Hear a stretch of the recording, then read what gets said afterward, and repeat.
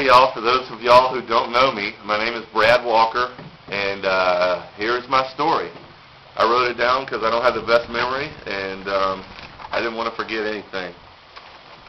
I used to live my life by my rules. No one was ever going to tell me what to do, and no one was ever going to control me.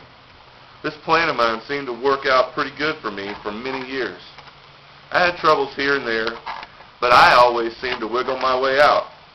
I had heard plenty about God growing up, but still felt it was me doing all the work to get out of my trouble I found myself in, and it was me doing all the work to make the money that I so much love to spend.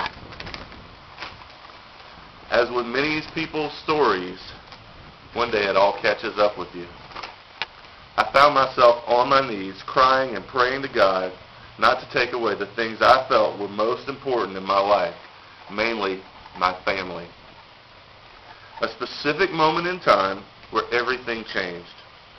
The person on earth I loved the most was gone, and I wasn't sure they were ever coming back. I searched for a church one Sunday morning and found myself arriving at many churches in Paulding that had already started services. I didn't want to be late, so I kept driving. I'd remembered having a conversation on the phone with a man at a camera shop, and he invited me to church right over the phone, the only time I'd ever spoken to him. This man's name was Alan McKever, and the church he described sounded great, with a music program that would be right up my alley. I said to myself, I want to find that church. I continued to drive in the direction I thought I would find it, and I came to East Paulding Christian Church. Thankfully, services had not started yet, and I came in for my first visit.